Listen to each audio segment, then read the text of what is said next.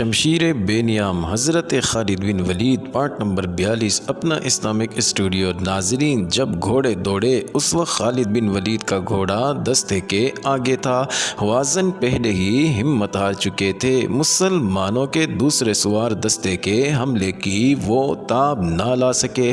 ان کے زخمیوں کی تعداد معمولی نہیں تھی۔ وہ اپنی عورتوں اور بچوں کو چھوڑ کر بھاگ نکلے۔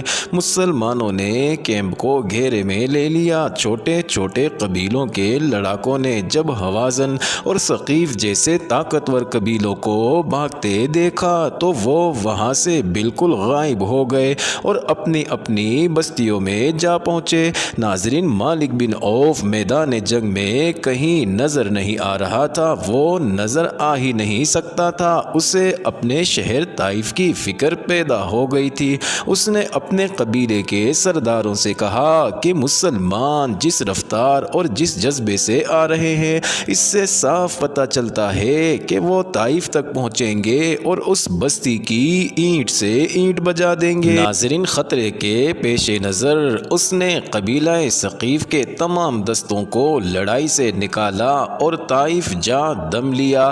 پیچھے حنین کی وادی میں کیفیت یہ تھی کہ حوازن کی عورتیں اور بچے چیخ و پکار کر رہے تھے۔ تمام وسیع و عریض وادی مجاہدین اسلام کی تحویل میں تھی۔ مکہ کے جو غیر فوجی مجاہدین کے ساتھ آئے تھے وہ زخمی مجاہدین کو اٹھا رہے تھے، دشمن کے زخمی کرا رہے تھے اور مر رہے تھے۔ مرنے والوں میں بوڑھا درید بن السمہ بھی تھا، وہ لڑتا ہوا مارا گیا تھا۔ ناظرین، مسلمانوں کو دشمن کے زخمیوں اور قیدیوں سے جو ہتھیار اور گھوڑے ملے، ان کے علاوہ 6000 عورتیں اور بچے، 24,000 اونٹ، 40,000 بکریاں اور بے شمار چاندی ہاتھ لگی۔ مسلمانوں نے جنگ جیت لی تھی، لیکن رسول اللہ صلی اللہ علیہ وسلم نے فیصلہ کیا کہ مالک بن عوف کو مہلت نہیں دی جائے گی کہ وہ سستا سکے اور اپنی فوج کو منظم کر سکے۔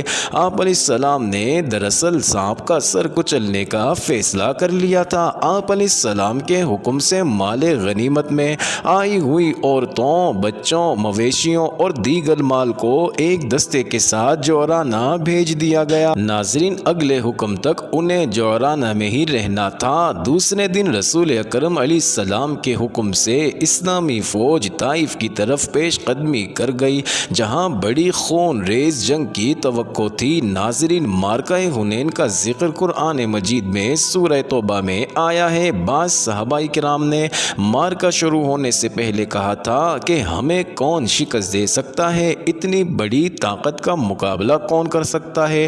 سورہ توبہ میں آیا ہے کہ اللہ پاک نے فرمایا، ہم نے بہت سے موقع پر تمہاری مدد کی اور حنین کے دن بھی جب تم کو اپنی کثرت پر ناز تھا، حالانکہ وہ تمہارے کچھ کام نہ آئی اور زمین باوجود اپنی وسعت کے تم پر تنگ ہو گئی اور تم پیٹ پھیر کر بھاگے۔ پھر اللہ نے اپنے رسول اور مسلمانوں پر تسلی نازل کی اور وہ فوجیں اتاری جن کو تم نے نہیں دیکھا اور کافروں کو سزا دی، اور کافروں کا بدلہ یہی ہے۔ ناظرین، طائف بڑی خوبصورت بستی ہوا کرتی تھی، باغوں کی بستی تھی، پھولوں اور پھلوں کی مہک سے ہوائیں مخمور رہتی تھی۔ طائف میں جا کر دکھی دل کھل اٹھتے تھے۔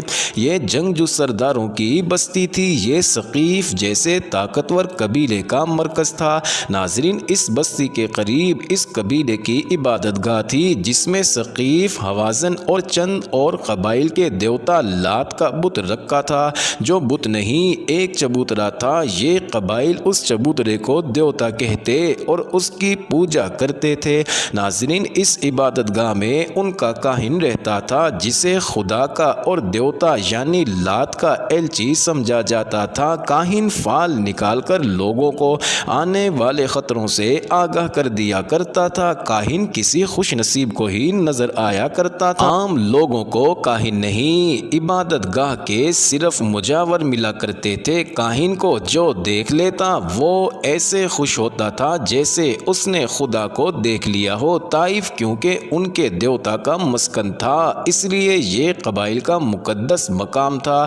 ایک ہی مہینہ پہلے طائف میں جشن کا سما تھا۔ یہاں کے سردار اعلیٰ مالک بن عوف نے اپنے قبیلے کے جیسے سے ایک طاقتور قبیلے حوازن اور کچھ اور قبیلوں کے سرداروں کو بہت بڑی ضیافت میں مدعو کیا تھا۔ علاقے کی چنی ہوئی خوبصورت ناچنے اور گانے والیاں بلائی گئی تھی۔ ان کے رقص نے تماشائیوں پر وجد طاری کر دیا تھا۔ اس رات شراب کے مٹکے خالی ہو رہے تھے۔ ناظرین، اس رات اہل ثقیف اور اہل حوازن نے عہد کیا تھا کہ وہ مکہ پر اچانک حملہ کر کے رسول اکرم علیہ السلام اور مکہ کے تمام مسلمانوں کو ہمیشہ کے لیے ختم کر دیں گے۔ ان قبائل کے ایک ضعیف العمر سردار درید بن السمہ نے کہا تھا، اٹھو اور لات کے نام پر حلف اٹھاؤ کہ ہم محمد علیہ السلام اور اس کے تمام پیروکاروں کو جنہوں نے مکہ کے تمام بت توڑ ڈالے ہیں ختم کر کے اپنی عورتوں کو منہ دکھائیں گے۔ مالک بن عوف، جس کی عمر ابھی 30 سال تھی، جوش سے پھٹا جا رہا تھا۔ اس نے کہا تھا کہ قبائل کا متحدہ لشکر مکہ میں مسلمانوں کو بے خبری میں جا دبوچے گا۔ اس رات مالک بن عوف، درید بن السمہ اور دوسرے قبیلوں کے سردار کاہن کے پاس گئے تھے۔ ناظرین، کاہن سے انہوں نے پوچھا تھا کہ وہ مکہ کے مسلمانوں کو بے خبری میں دبوچ سکیں گے اور کیا ان کا اچانک اور غیر متوقع حملہ مسلمانوں کو گھٹنوں کے بل بٹھا سکے گا؟ کاہن نے انہیں یقین دلایا تھا کہ دیوتا لات نے انہیں عشیرآباد دے دی ہے۔ کاہن نے بڑے وثوق سے کہا تھا، مسلمانوں کو اس وقت پتہ چلے گا جب تمہاری تلواریں انہیں کاٹ رہی ہوں گی۔ اب ایک ہی ماہ بعد طائف کا حسن اداس تھا۔ بستی کے ماحول پر خوف و ہراس طاری تھا۔ اپنے دیوتا لات کی عشیرآباد سے اور کاہن کی یقین دہانی سے ثقیف، حوازن اور دیگر قبائل کا جو لشکر مکہ پر حملہ کرنے گیا تھا وہ مکہ سے دور حنین کے مقام پر مسلمانوں کے ہاتھوں پٹ کر اور تتر بتر ہو کر واپس آ رہا تھا۔ ناظرین، بھاگ کے آنے والوں میں پیش پیش اس متحدہ لشکر کا سالار اعلیٰ، جوان سال اور جوشیلا سردار مالک بن عوف تھا۔ وہ سب سے پہلے اسی لیے طائف پہنچا تھا کہ شہر کے دفاع کو مضبوط بنا سکے۔ مسلمان رسول اکرم علیہ السلام کی قیادت میں طائف کی طرف بڑھے آ رہے تھے۔ طائف کے لوگوں، طائف کی گلیوں میں گھبرائی گھبرائی سی آوازیں اٹھ رہی تھی، مسلمان آ رہے ہیں، شہر کا محاصرہ ہوگا، تیار ہو جاؤ، اناج اور کھجوریں اکٹھی کر لو، پانی جمع کر لو۔ سب سے زیادہ گھبراہٹ مالک بن عوف پر طاری تھی۔ اسے طائف ہاتھ سے جاتا نظر آ رہا تھا۔ اسے شکست اور پسپائی کی چوٹ تو پڑی ہی تھی، سب سے بڑی چوٹ اس پر یہ پڑی کہ وہ جب شہر میں داخل ہوا تو عورتوں نے اس کی بہادری اور فتح کے گیت گانے کی بجائے اسے نفرت کی نگاہوں سے دیکھا تھا، اور اس کے لشکریوں کو بعض عورتوں نے تانے بھی دیے تھے۔ بیویاں اور بیٹیاں کہاں ہیں جنہیں تم ساتھ لے گئے تھے؟ عورتیں لشکریوں سے طنزیہ لہجے میں پوچھ رہی تھی۔ بچے بھی مسلمانوں کو دے آئے ہو؟ یہ بھی ایک تانا تھا جو عورتیں انہیں دے رہی تھی۔ ناظرین، مالک بن عوف نے اپنے سامنے اپنے نائب سالاروں اور کمانداروں کو بٹھا رکھا تھا اور انہیں بڑی تیز تیز بولتے ہوئے کہہ رہا تھا کہ دوسرے قبیلوں کو بھی شہر میں لے آؤ، مسلمان آ رہے ہیں۔ ناظرین، مالک بن عوف نے ذرا سا بھی آرام نہ کیا، آتے ہی طائف کا دفاع مضبوط کرنے میں لگ گیا۔ اس کے نائب کماندار اور قاصد پسپا ہو کر آنے والوں کو اکٹھا کرنے میں لگے ہوئے تھے۔ آدھی رات تک وہ تھک کر چور ہو چکا تھا۔ اس نے اپنی سب سے زیادہ حسین اور چہیتی بیوی کو اپنے پاس بلایا۔ وہ آ گئی۔ کیا آپ نے حلف نہیں اٹھایا تھا کہ محمد علیہ السلام اور اس کے تمام پیروکاروں کو جنہوں نے مکہ کے بت توڑ ڈالے ہیں ختم کر کے اپنی عورتوں کو منہ دکھائیں گے؟ بیوی نے اسے کہا، آپ فتح کی بجائے ماتھے پر شکست کا داغ لے کر آئے ہیں۔ آپ کے حلف اور عہد کے مطابق میرا وجود آپ پر حرام ہے، تم میری بیوی ہو۔ مالک بن عوف نے غصے سے کہا، میری حکم عدولی کی جرت نہ کرو، میں بہت تھکا ہوا ہوں اور میں بہت پریشان ہوں، مجھے اس وقت تمہاری ضرورت ہے، تم میری سب سے پیاری بیوی ہو، آپ کو میری ضرورت ہے۔ بیوی نے کہا لیکن مجھے ایک غیرت مند مرد کی ضرورت ہے، مجھے اس مالک بن عوف کی ضرورت ہے جو یہاں سے عہد کر کے نکلا تھا کہ مسلمانوں کو مکہ کے اندر ہی ختم کر کے واپس آئے گا۔ کہاں ہے وہ مالک بن عوف؟ وہ میرے لیے مر گیا ہے۔ اس مالک بن عوف کو میں نہیں جانتی جو اپنے قبیلے اور اپنے دوست قبیلوں کی ہزاروں عورتوں اور ہزاروں بچے اپنے دشمن کے حوالے کر کے اپنی خوابگاہ میں آ بیٹھا ہے۔ وہ ایک عورت سے کہہ رہا ہے کہ مجھے تمہاری ضرورت ہے۔ اس حسین عورت کی آواز بلند ہو کر جذبات کی شدت سے کانپنے لگی۔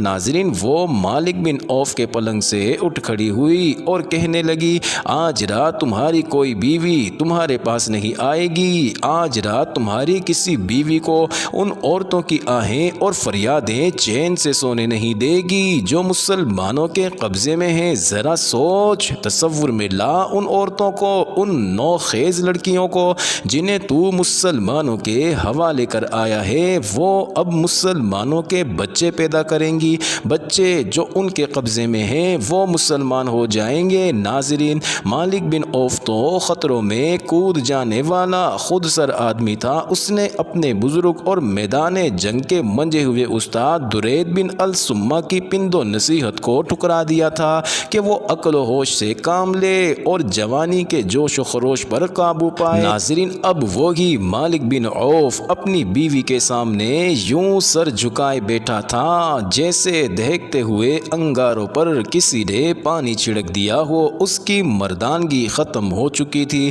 تمام مسلمانوں کو ختم کرنے گئے تھے مالک۔ بیوی اب اس طرح بولنے لگی جیسے اس کی نگاہوں میں اتنے جری اور بہادر شوہر کا احترام ختم ہو چکا ہو۔